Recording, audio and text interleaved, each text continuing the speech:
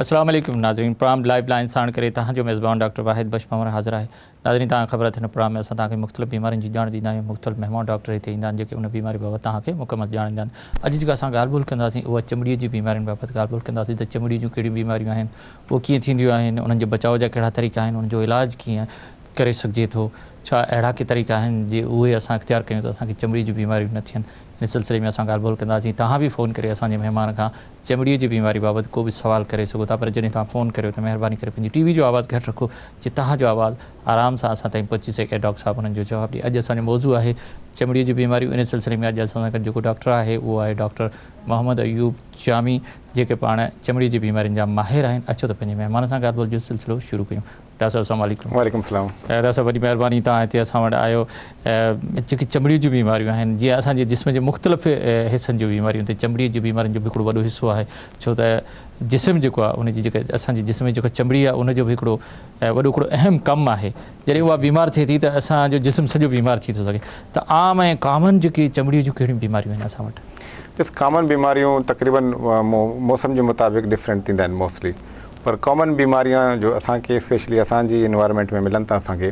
इन में eczema is very common, especially now गर्मियुनि जो मौसम शुरू थियो आहे, इन में फंगल इन्फेक्शन थींदा आहिनि उहो, ऐं बाक़ी एक्नी नौजवाननि में ज़्यादातर एक्नी थींदी आहे, ऐं स्पेशली नंढनि ॿारनि में ज़्यादातर एटोपिक डर्मेटाइटिस, ॿिया वापसि ॿिया वॉट्स आहिनि, ॿिया तक़रीबन एक्ज़िमा टाइप जी शयूं, एलर्जी कॉन्टेक्ट डर्मेटाइटिस आहे, अहिड़े हवाले सां स्पेशली इन गर्मियुनि में वापसि जो दाणा वग़ैरह ज़्यादातर निकिरंदा आहिनि इनमें, तो ई कॉमन डिज़ीज़ आहिनि। बाक़ी पोइ इनमें सोराइसिस आहे, स्केबीज़ जी इन्फेक्टेड आहे, ई थी सघनि था, पोइ उनजो हिकिड़ो लंबी लिस्ट थी वेंदी इनमें। अच्छा, तव्हां छा सम्झो त बहिराड़ी जे जेके ॻोठनि में माण्हू रहनि था, जेके शहरनि में माण्हू, उन्हनि जूं जेकी चमड़ी जूं बीमारियूं उहे मुख़्तलिफ़ हूंदियूं आहिनि या साॻियूं हूंदियूं आहिनि? हाँ बिल्कुलु, शहर में थोरो घणो उनजो डिफरेंसिस आहिनि। स्पेशली बराड़ी में असां थोरो घटि केयर कंदा आहियूं पंहिंजो, इन में ईअं जी पंहिंजे स्टाइल में लाइफ स्टाइल असांजो इहा बराड़ी में। स्पेशली मुंहिंजो एक्सपीरियंस आहे, मां हमेशह कैंप वग़ैरह, मां हींअर बि कैंप लॻाए अचां पियो हुते गडाफ साइड में, उन में ज़्यादातर असांखे जो एक्ज़िमा आहे उनजो केसिस मिलनि था, पर उन में केयर न कंदा आहिनि, न असां मॉइस्चराइज़र लॻाईंदा आहियूं, ईअं बेपरवाही में गुज़री वेंदा आहिनि। ईअं सम्झो त शहरनि जे मुक़ाबले में ॻोठनि में सफ़ाई जो फुक़दान आहे, सफ़ाई जो फुक़दान आहे। स्पेशली हाणे स्केबीज़ आहे, हिकिड़ी फैमिली खे लॻंदो, उन खां पोइ सम्झो त हीअं आम हिकिड़ो बीमारी आहे, हीअं क्रीम लॻाई सेल्फ मेडिकेशन कंदा आहिनि, उनजे लाइ प्रॉपर ट्रीटमेंट आहे। ऐं स्पेशली अगरि हिकु स्केबीज़ हिकिड़े फैमिली खे लॻंदो त हुन में तक़रीबन तमामु फैमिली इन्फेक्टेड थींदा आहिनि। असांखे अहिड़ा बि केसिस मिलनि, पूरो सॼो घोट इन्वॉल्व थियो आहे हिन में, चाहे असांजे बराड़ी में ईअं आहे की सभु हिक ॿिए जे अची मिलंदा आहिनि, सिस्टम आहे असांजो हिकिड़ो, कल्चरल जी वैल्यूज़ आहिनि हुन में, इन करे इन जे मुताबिक़ तक़रीबन हिकिड़े अगरि घोट में हिकिड़े घर में लॻंदो, उन खां पोइ स्प्रेड थी वेंदो। अहिड़ा बि केस मिलनि, सॼो घोट हुन में स्केबीज़ में इन्वॉल्व थिया आहिनि। सॼो उन में छा थींदो आहे, स्पेशली की राति जे टाइम ते ख़ारिश ज़्यादा थींदी आहे, उन में सॼे जिस्म में कीअं ख़बर पए? जेकॾहिं तव्हां स्केबीज़ जो ज़िक्र कयो त असांखे कीअं ख़बर पए त स्केबीज़ आहे, उन जो कोई साइन सिम्पटम की निशानी? स्केबीज़ में इहो थींदो आहे, स्पेशली जॾहिं माण्हू सुम्हंदो आहे त नाइट टाइम ते इचिंग ज़्यादा थींदी आहे, स्पेशली लोअर लेग्स ऐं हथनि में, ऐं हथनि जी वेब्स आहिनि उन्हनि में, ऐं स्पेशली वेहण वारे जाइ ते जेनेटल एरिया में ज़्यादा थींदी आहिनि इचिंग, स्पेशली नाइट टाइम ते ज़्यादा, ऐं जनरलाइज़ इन खां पोइ हिकिड़े अमरा खे लॻण खां पोइ सॼी सिर्फ़ु इहा ई हिनजी हिकिड़ी निशानी आहे या ॿियूं बि निशानियूं आहिनि? ॿियो निशानी छा आहे? डॉक्टर साहिब हिकिड़ो कॉलर आहे, उनखे बि शामिल कयूं था। हेलो, अस्सलाम वालेकुम। वालेकुम अस्सलाम साईं। साईं केरु था ॻाल्हायो, किथां? साईं गुलाम रसूल सालियापेट खां साईं। वॾी महिरबानी गुलाम रसूल, छा पुछंदो डॉक्टर साहिब खां? साईं डॉक्टर साहिब सवाल इहो आहे साईं, मुंहिंजा जेके पेर आहे, मुंहिंजी उमिरि 18 साल आहे साईं। जी जी बिल्कुलु साईं, मुंहिंजा पेर जेके आहिनि सर्द मौसम जीअं गुज़री आहे, उन में मुंहिंजा मुख़्तलिफ़ जॻहनि खां फाटी पिया आहिनि। अच्छा, उन में दर्द बि रहे थो, ऐं मूं काफ़ी डॉक्टरनि खां जेको दवा बि वरिती आहे, बहरहाल दवा मूंखे असरु न ॾेखारियो आहे, छा मसइलो आहे, छा वजह आहे? अच्छा, पेरनि जे हेठियां तरनि जा किनारा या पेरनि जे मथां इहो तकलीफ़ आहे? साईं मुख़्तलिफ़ जॻह तरनि जी जॻह थोरो टुकड़ियूं अछियूं बि थी पियूं आहिनि, ऐं पेरनि जा जेके पासा आहिनि न उहो बि फाटी पिया आहिनि, ऐं दर्द बि रहे थो। अच्छा, घणो अरसो थियो आहे हिनखे? इनखे साईं तक़रीबन सुठो अरसो थियो आहे, 5-7 महीना थिया। अच्छा, तव्हां डॉक्टर खे ॾेखारियो, उन्हनि छा चयो तव्हांखे? डॉक्टरनि दवा ॾिनी, टूप वग़ैरह ॾिना, पर इस्तेमालु कयासीं, वरी वियासीं न थियो ई मसलो अञा ठीक न थियो डॉक्टर साहब तव्हां को सवाल पुछंदो बस मां सम्झी वियो ठीकु आहे फिशरिंग तव्हांखे जवाबु ॾियो वॾी महिरबानी तव्हांजी डॉक्टर साहब इहो छा आहे जेके पेरनि जा किनारा उहे क्रैक थी वञनि या फाटी पवनि ऐं हिनखे काफ़ी अर्सो मतिलबु हीअ त सर्दियुनि में वधीक थो थिए इहा कहिड़ी बीमारी आहे इन में चाहे ड्राइनेस थींदी आहे ड्राइनेस जे करे कुझु फैमिली में टेंडेंसी थींदी आहे असां चवंदो केरेटोडर्मा प्लांटो केरेटोडर्मा इन में चाहे फिशरिंग थींदी आहे जो कट लॻंदा आहिनि उनजे लाइ इहा की ठीकु आहे थोरो मुश्किल आहे जो ट्रीटमेंट इहा की थोरो टाइम कंज़्यूमिंग आहे इन में कुझु क्रीमूं असां ठाहिण लाइ ॾींदा आहियूं उन में सैलिसिलिक एसिड हूंदी आहे जिन में स्टीरॉइड मिक्स करे इन एरिया में उन मिक्स करे हिकिड़ो फार्मूला ठाहींदा आहियूं उनमें 3% सैलिसिलिक वायरस वग़ैरह न आहे इन में चाहे हिकिड़ो त फैमिली विरासत में मिलंदी आहे ठीकु आहे उनमें जंहिं फैमिली हिस्ट्री हूंदी आहे कुझु माण्हुनि में इहो थींदो आहे जिन में एक्ज़िमा थी सघे थो एक्ज़िमा जे करे उहो उनजो इलाजु असां केयर न कंदा आहियूं उनमें फिशरिंग डेवलप थी थिए स्पेशली मां उन्हनि जेतिरा बि असांजा ॿार वग़ैरह आहिनि दोस्त इनमें इन्वॉल्व आहिनि उन्हनि खे ज़रूरी आहे की स्पेशली अगरि ईअं थिए पहिरें तो हिकिड़ो फार्मूला असां ठाहिण ॾींदा सैलिसिलिक एसिड विथ क्लोबिटासोल मिलाए मिक्स करे इन में अप्लाई करे अगरि जीअं लीजन बहितर थियनि उन खां पोइ इनखे कंटिन्यू लॻाइणु ज़रूरी आहे स्पेशली चाहे मौसम चेंज थींदी आहे जीअं ड्राई वेदर थींदी आहे ड्राई में सॼो जिस्म असां जीअं ड्राई थींदी आहे पर स्पेशली इन एरिया में ज़्यादा ठीकु छो नथो थिए छो 5 महीना थी विया आहिनि इन में मां सम्झां थो प्रॉपर ट्रीटमेंट न वरितो आहे ट्रीटमेंट हाणे छा करे इन में छा करे इन में हिकिड़ो तरीक़ो ई आहे किथे कंहिं वॾी अस्पताल वञे कंहिं स्किन स्पेशलिस्ट वञे स्पेशलिस्ट वञे तो बहितर आहे इन में इहा की 3% सैलिसिलिक एसिड ऐं क्लोबिटासोल प्रोपेनेट मां जेनरिक नेम ॿुधायां पियो इहे मिक्स करे ऐं मिक्स करण खां पोइ ये अप्लाई करे इंशाल्लाह डेली नाइट टाइम 1 महीने का 1 मंथ का पो इंशाल्लाह इलाही ठीक थी सके तो मसलो कोने पर इलाज करना तमाम इलाज करना जरूरी है उन का पो भी फॉलो अप लाए इनके कंटिन्यू मॉइस्चराइजर लगाना जरूरी है ड्राई न रखे ड्राई रखंदो तो वरी बेर अच्छी सके तो डॉक्टर साहब ता इसके बीच जो जिक्र भी कयो त इन में जो सो ता चो तो उन में सिर्फ जिका खारिश थी थिया इन के अलावा बी का तकलीफ थी से को बुखार का तकलीफ है या को बियो न न न इन में इसके बीच में चांदो बुखार न थींदिया पर इन में या के इचिंग थींदिया जी स्पेशली वेब्स में जिन्हें इचिंग करण का जी जिते वेब्स आहिनि अच्छा उन में थी सके तो इन में छा थींदो आहे इन खां पोइ इन में इचिंग करण खां पोइ इन में लीजन इन्फेक्टेड थी वेंदा आहिनि शुरू में ज़ख़्म ठहिणु शुरू थींदा आहिनि उन खां पोइ आस्ते आस्ते सॼो इन्वॉल्व थींदो बॉडी इन में इन्फेक्टेड थी सघे थो इन्फेक्टेड जे करे पोइ असां इन्फेक्टेड स्केबिस थी उन में पोइ सिस्टमिक मेडिसिन उनखे वठणु पवंदो भई पोइ टॉपिकल क्रीम्स ऐं सिस्टमिक उनखां पोइ बहितर थींदो पर शर्त इहा की तमामु फैमिली जे मेंबर उन सभिनि खे कराइणु पवंदो ज़रूरी आहे न स्केबिस जेका आहे उहा को वायरस आहे को बैक्टीरिया आहे इहो आहे छा कहिड़ी चीज़ आहे जंहिंजे करे हिकिड़ो माइट आहे जीअं असांखे जीअं हिकिड़ो माइट हूंदो आहे जीअं जूं टाइप जी हिकिड़ी शइ आहे उहो कितां बि कंहिंखे बि लॻी सघे थो जीअं स्कूल ॿार वेंदा आहिनि उतां खां वठी सघनि था कितां महिमान अची वियो उन्हनि खे अगरि स्केबिस आहे उन सां तव्हांखे लॻी सघे थो इहो मतिलबु कितां बि कंहिंखे बि लॻी सघे थो इन जे लाइ इहा की क्लीनज़िंग साफ़ सुथराई ज़रूरी आहे अगर कंहिंखे बि अगरि हीउ मसइलो अगरि घर में फैमिली मेंबर खे इन्वॉल्व शुरू थी वेंदो इचिंग ऐं स्पेशली नाइट टाइम में इंक्रीज़ थिए पियो ज़्यादा थिए थो इन खां बहितर इहा आहे की बाक़ाइदा प्रॉपर डॉक्टर ते वञे घर में हिकिड़े माण्हू खे त ॿियनि खे फौरन लॻी वेंदी बिल्कुलु लॻी सघे थो अच्छा ये माना हिकिड़े खां इन में छा आहे की माइट्स एॾो तेज़ी सां एक्ट ॾींदा आहिनि हीअ वाइद ई शइ आहे की तेज़ी सां स्प्रेड थी वेंदो आहे ऐं इन जो इलाजु इलाही ईज़ी आहे ऐं इलाही मुश्किल बि आहे मुश्किल इहा की मतिलबु इहे हिकिड़ी बाती खां लॻण खां पोइ सॼो स्प्रेड थींदो हुन में तव्हांजो बेडशीट उहो सभु साफ़ु करणु धोअणु पवंदो गरम पाणी सां धोई पोइ हुन खां पोइ सन एक्सपोजर में रखणु ज़रूरी आहे कपिड़ा अगरि टॉवल वग़ैरह उहो सभु गरम पाणी सां धोई सन एक्सपोजर में रखिणो आहे कपिड़ा गरम पाणी सां धोअण खां पोइ इनसाइड एंड आउटसाइड बाक़ाइदा आयरनिंग करिणो आहे बाक़ाइदा ई माइट मारनि अगरि माइट हिकिड़ो बि ज़िंदा थिए त वापसि ई स्प्रेड थी सघे थो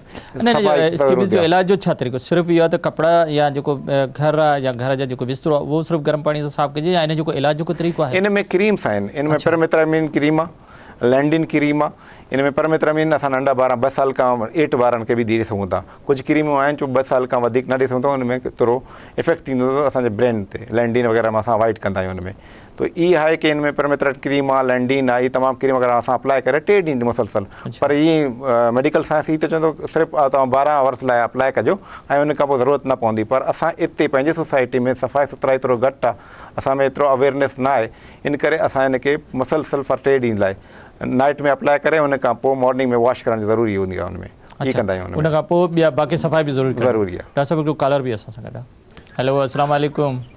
वालेकुम सलाम डॉक्टर साहब वॾी महिरबानी अदा केरु था ॻाल्हायो किथां मां ख़ालिद रुदनानी ॻाल्हायां थो टुल खां वॾी महिरबानी छा पुछंदो डॉक्टर साहब खां डॉक्टर का सवाल पुछा नंढड़ो माना नंढड़ो छोकरा 2 सालन जो माना उन जे नक ते थोरो फुरड़ी जेतिरो थियो हाणे विकिड़ी माना सॼे नक खे खाई वियो अथसि माना चमड़ी लाइ छा आहे मां माना एतिरो इलाज करियां छुटे ई कोन थो नक ते फुरड़ी थी हाणे सॼे नक ते फैलिजी वई आहे हा नक ते सॼे ते फैलिजी वियो अच्छा डॉक्टर छा था चवनि तव्हांखे डॉक्टरनि वटि वियो आहियां ॿुधाइनि कोन था चवनि था हे सुयूं हणाओ हे 20-25 सुयूं माना छुटे ई कोन थो इन घणो अरसो थी वियो आहे इनखे 3 महीना थी विया आहिनि सर गोट कहिड़ो आहे तव्हांजो कहिड़े पासे गोट मौलवी नूर मोहम्मद न मतिलबु कहिड़े पासे इन पासे लाड़काना सर जो न जो ई ज़िलो दादू अच्छा बिल्कुलु बिल्कुलु इन में ठीकु आहे ॿियो को सवाल तव्हां पुछंदो न बसि वॾी महिरबानी तव्हांखे जवाबु बिल्कुलु हाणे जवाबु ॾींदो वॾी महिरबानी तव्हांजी इहो जोई खां ॻाल्हि पियो कई त छा नक ते जॾहिं हिकिड़ो दाणो निकितो त उहो वधी करे एतिरो वधी फैलिजी वियो 3 महीना थिया आहिनि इलाजु करायो फ़ाइदो न थियो आहे ऐं नंढड़े जी उमिरि तक़रीबन 2 साल आहे इन करे मां इन करे पुछियुसि कहिड़ो एरिया कहिड़ा आहिनि इन में चाहे यादि आहे तव्हांखे हिकिड़ो पहिरें बि असांखे हिकिड़ो अॼु खां 3 साल पहिरें लिश्मीनियासिस इन लाइ इन पासे घणी थी वई आहे न ही सॼो एरिया बेल्ट इफेक्टेड थियो आहे इन खां वधीक पोइ कोयटा कहीं मकरान वारे साइड में इन में लिश्मीनियासिस केस असांखे इलाही मिलंदा मथियनि इलाइक़नि में बिल्कुलु आहे बिल्कुलु इन में इहा की इन जो LD बॉडी कराए इन में कंफर्म कराए की छा आहे हिन में थी सघे थो पोइ हुनजो ट्रीटमेंट आहे असां इंजेक्शन ॾींदासीं सभु ख़तमु थी वेंदो हिन में त हिनखे हाणे छा करणु घुरिजे कंहिं वॾी अस्पताल में वञे जिते डर्मेटोलॉजिस्ट मौजूदु स्किन स्पेशलिस्ट मौजूदु हुजे उनजो बाक़ाइदा चेक कंदा क्लिनिकली असां लिश्मीनियासिस खे डायग्नोस कंदा आहियूं बाक़ाइदा मतिलबु हुन में ज़रूरत ई न पवंदो असांखे इन्वेस्टिगेशन करण लाइ पोइ बि बार इहा की हैदराबाद वञनि या दादू में अगरि स्किन स्पेशलिस्ट अवेलेबल आहे उते हुनखे ॾेखारणु ज़रूरु इंशाल्लाह ट्रीटमेंट थी सघे थो आराम सां तव्हां सां ॻाल्हियुनि जो सिलसिलो जारी पर वक़्तु थियो हिकिड़े नंढे वक़्ते जो नाज़रीन वठूं था हिकिड़ो नंढड़ो वक़्तु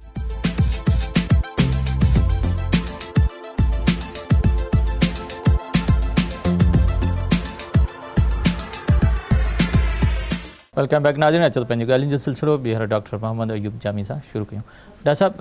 वक़फ़े सां पहिरीं ॻाल्हि पई हली त तव्हां चयो त जेकॾहिं अहिड़े क़िस्म जूं मुख़्तलिफ़ थींदियूं आहिनि त एक्ज़ीमा जो जॾहिं तव्हां ज़िक्र कयो त इन जो इलाजु मुकमल आहे जेकॾहिं इलाजु हिकु दफ़ो कराइजे त इहा ॿीहर थी सघे थी या बसि पोइ ख़तमु थींदी सॼे घर में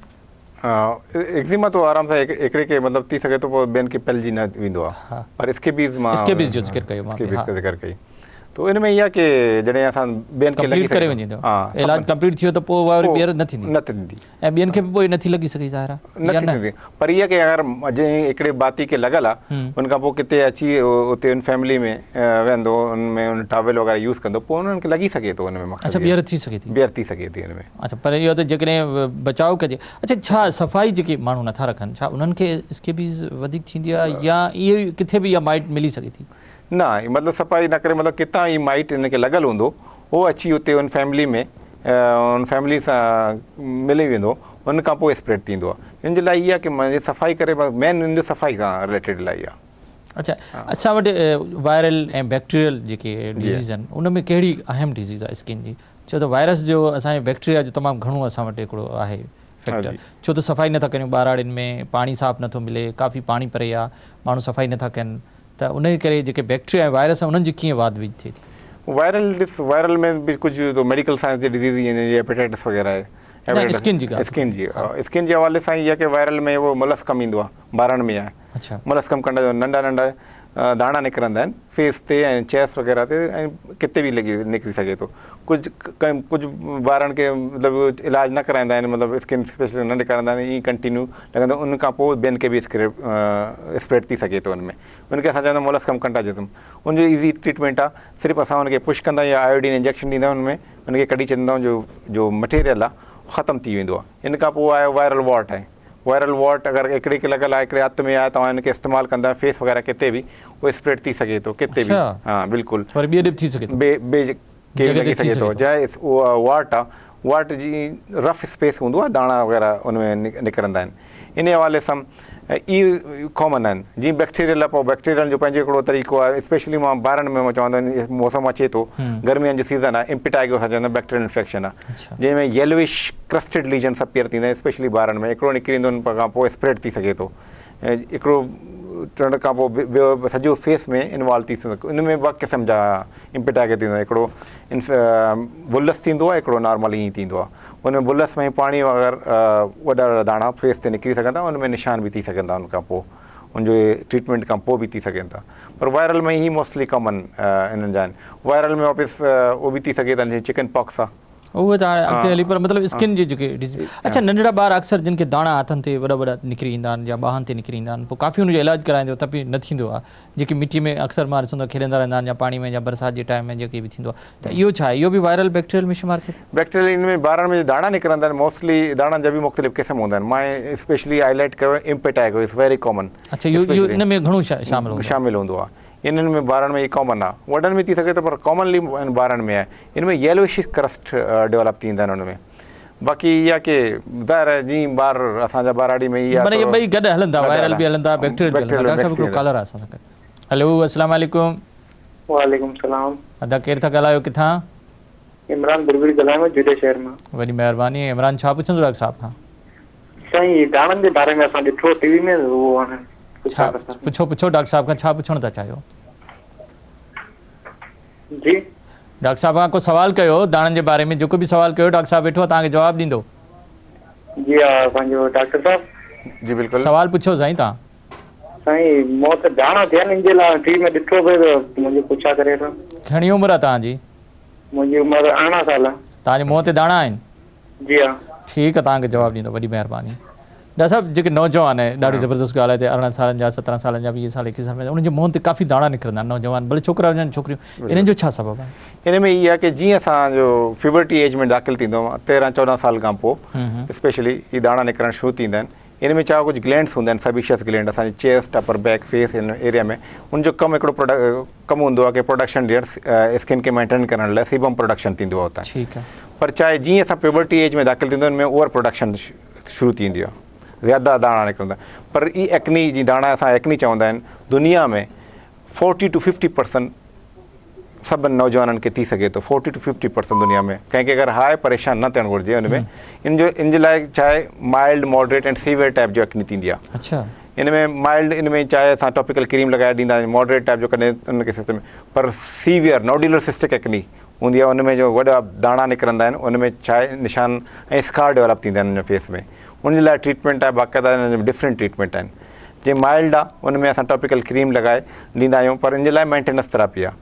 चाहे जीअं एज तक़रीबन 14-15 खां शुरू थींदो 25 इयर्स ताईं इन जो पीक टाइमिंग हूंदो आहे इन जे लाइ जॾहिं बि निकिरनि त मेंटेनेंस लाइ क्रीम अप्लाई करणु पवंदो आहे जी मॉडरेट आहे उनमें थोरो असां सिस्टमिक 6 मंथ लाइ मेडिसिन सेबिशियस जेके ग्लैंड हुजनि त पोइ कॾहिं कॾहिं रुगो चेहरे ते दाणा निकिरंदा आहिनि छा मथे ते या ॿिए पासे बि निकिरी सघनि बिल्कुलु असां वटि केसिस ईंदा आहिनि उनमें नोड्यूलर सिस्टिक एक्नी ई जीअं हूंदो आहे उनमें कॾहिं कॾहिं चेस्ट जीअं ई दाणा निकिरंदा मॉडरेट टाइप जी एक्नी बि हूंदी आहे उनमें अपर चेस्ट में बि निकिरंदा अपर शोल्डर्स चेस्ट इन जो अञा जेको हिसो रहे थो जवाब जो उहो पोइ ॿुधाईंदासीं हिकिड़ो कॉलर बि आहे असां सां हेलो अस्सलाम वालेकुम वालेकुम सलाम डॉक्टर साहब मैं अलाबश लाशाही तो गए शदाद कोड खां वडी मेहरबानी अलाबश छा पुछन डॉक्टर साहब बाकी पुठी के दाना निकरंदा ना पुठी में सना दाना निकरंदा वरी वो पंज लेके छडी रहा वरी खारस थी वेंदी किथे सजे जिस्म तेन चेहरे तेन किथे न जी आई पुठी में निकरंदा पुठी में पोइ वरी पाणी ठीक था थी वञनि वरी सरा दाना थींदा वरी पंहिंजे पाणी छडी रहा क्या डॉक्टर के दिखारियो तव जी हम डॉक्टर के दिखारियो ना अच्छा एज उम्र ताजी उम्र घणी आ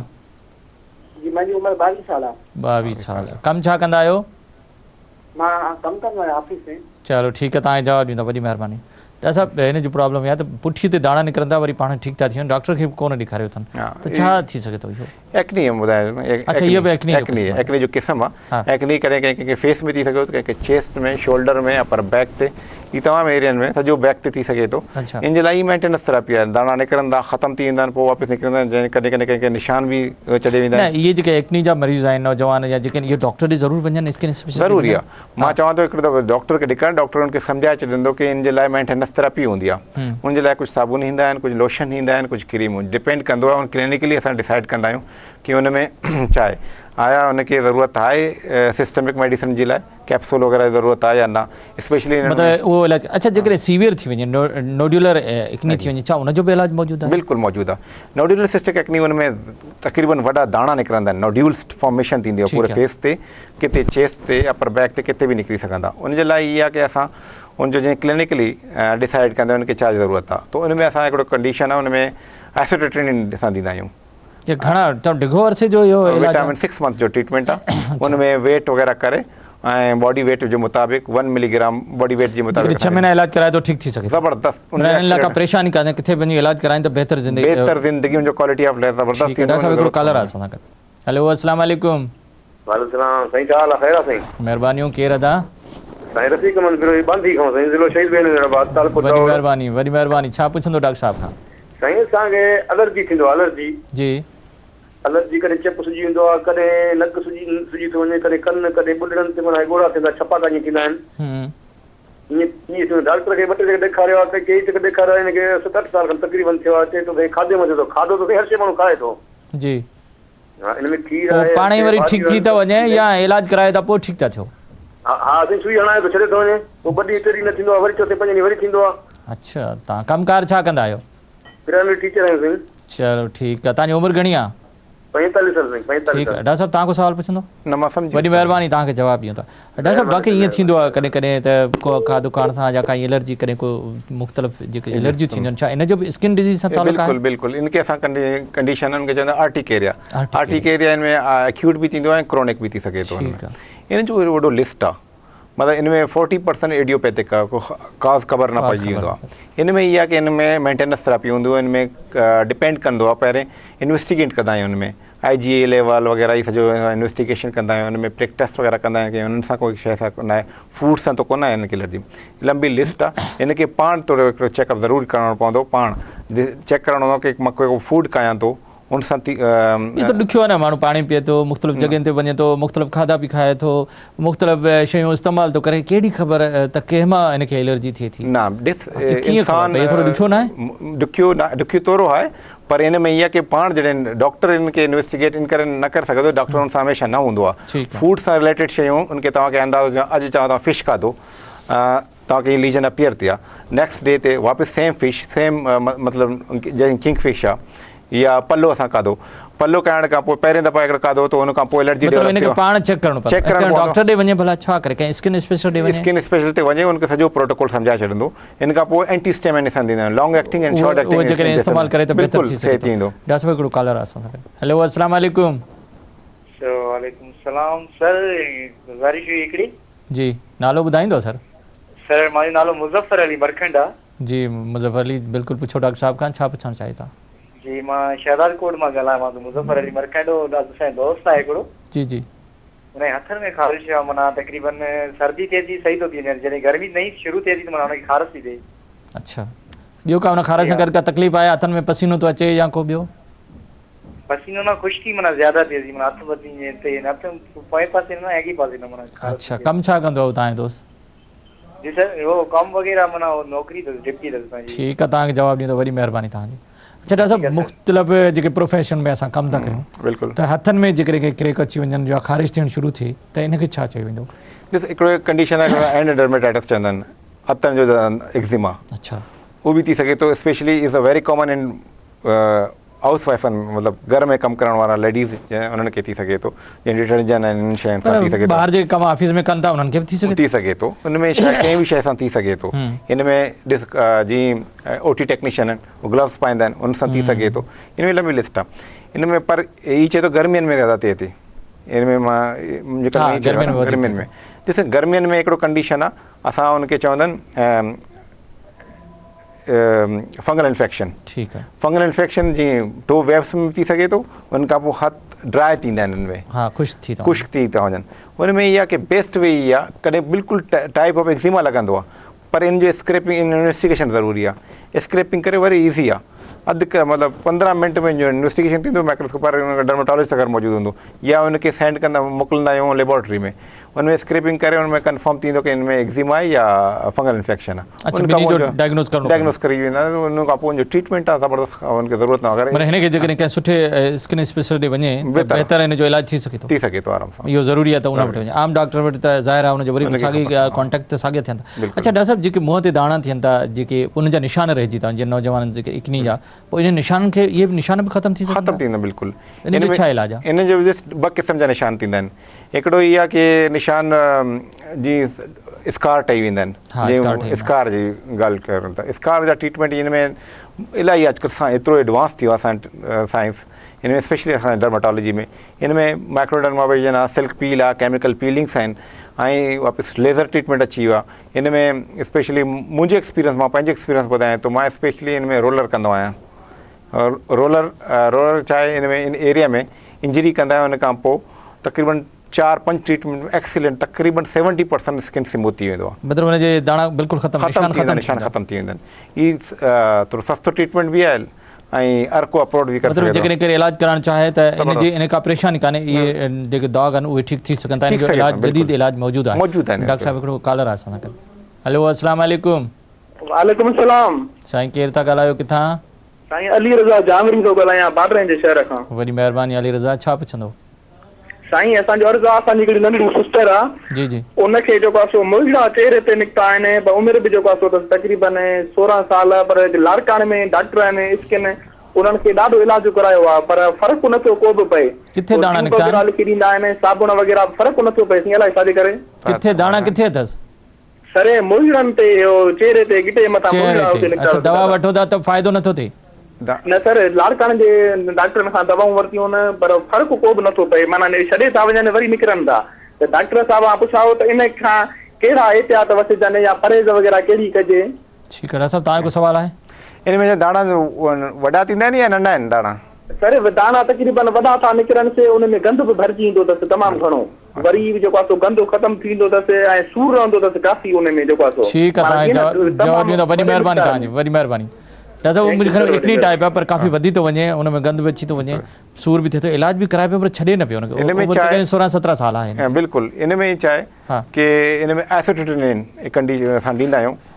सॼी दुनिया में स्पेशली असां यूज़ कंदा एक्सीलेंट रिज़ल्ट। 6 महीना जो इलाज थी सके। एसिटिलिन मां चवंदा आहिनि जो क्वालिफाई कंदी आहे, कंटिन्यू ॿिया ट्रीटमेंट सां रिस्पॉन्स न मिले, कोन थो मिले, स्पेशली डॉक्टर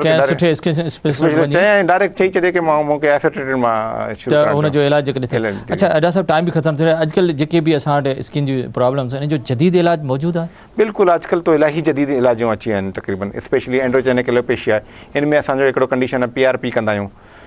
जो पंहिंजो ब्लड कढी उन सां ई कंदा, उन सां उनखे सेपरेट करे, उनखे हिकिड़ो मशीन जे ज़रिए सेपरेट प्लाज़्मा खे सेपरेट करे, पोइ इन एरिया में असां पेनिट्रेट कंदा आहियूं, उहो ख़तमु थी वेंदो। ॿिया कहिड़ा जदीद इलाज आया? जदीद इलाज बि आहे, लेज़र ट्रीटमेंट आहे। इन खां पोइ अॼुकल्ह कार्बन डाइऑक्साइड असां ॾींदा आहियूं, आई सर्कल जे इन एरिया में कार्बन डाइऑक्साइड बाक़ाइदा परेशान थींदो। कार्बन डाइऑक्साइड हिते इन एरिया में ॾींदा आहिनि, विदिन 2 मिनट्स में हिते स्वेलिंग थींदी, उन खां पोइ मैसेज वेंदो, उतां डायरेक्टली ऑक्सीजन सप्लाई अची वेंदो हिनखे इन एरिया में, ज़बरदस्त उनजो excellent result, specially in wrinkles. जदीद तमामु इलाज जेको आहे सो स्किन जेके बीमारियूं उन्हनि जो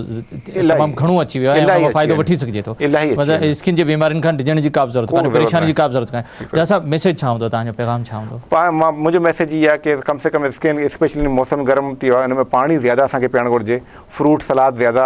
ऐं स्पेशली जीअं ई सन एक्सपोजर पे असां निकिरूं त कम से कम सन ब्लॉक ज़रूरी आहे असां अप्लाई कयूं। डॉक्टर साहब, वॾी महिरबानी, तव्हां असां वटि आयो, तव्हांजी वॾी महिरबानी। नाज़रीन, डॉक्टर मोहम्मद अयूब जामी असां सां गॾु हो, जेको असांखे स्किन जे बीमारियुनि बाबति जेको ॼाण ॾेई रहियो हो, ॾाढी ज़बरदस्त ॻाल्हि कई। त स्किन जूं जेके बि बीमारियूं या चमड़ी जेके बि उन्हनि जो जदीद इलाज एॾो त सुठो आयो आहे, ऐं जेकॾहिं असां उहो करायूं त असां बहितर ऐं सुठी ज़िंदगी बि गुज़ारे सघूं था, इन्हनि बीमारियुनि खां बची सघूं था। जेके असांजी चमड़ीअ ते के मुख़्तलिफ़ निशान या दाग़ आहिनि, त उहे बि ख़तमु थी सघनि था। असांजे जेको चहिरो आहे या असांजे जिस्म जा जेके ॿिया इंसान हथ आहिनि, उहे बहितर थी सघनि था। पर शर्त इहो आहे त जॾहिं बि का बीमारी हुजे त उनजो इलाज कराइणु तमामु ज़रूरी आहे। पंहिंजे जिस्म जी, पंहिंजे स्किन जी, पंहिंजी चमड़ी जी सफ़ाई रखणु तमामु ज़रूरी आहे, ऐं हर वक़्तु जॾहिं बि का तकलीफ़ थिए त फ़ौरन पंहिंजे डॉक्टर वटि वञूं। जेकॾहिं डॉक्टर साहिब जी इन्हनि ॻाल्हियुनि ते असां अमल कयूं त असां बहितर ऐं सुठी ज़िंदगी गुज़ारे सघूं था। इन ते प्रोग्राम लाइफ लाइन जो वक़्तु पूरो थियो। पंहिंजे मेज़बान डॉक्टर वाहिद बशपावर खे इजाज़त ॾींदा। अल्लाह हाफ़िज़।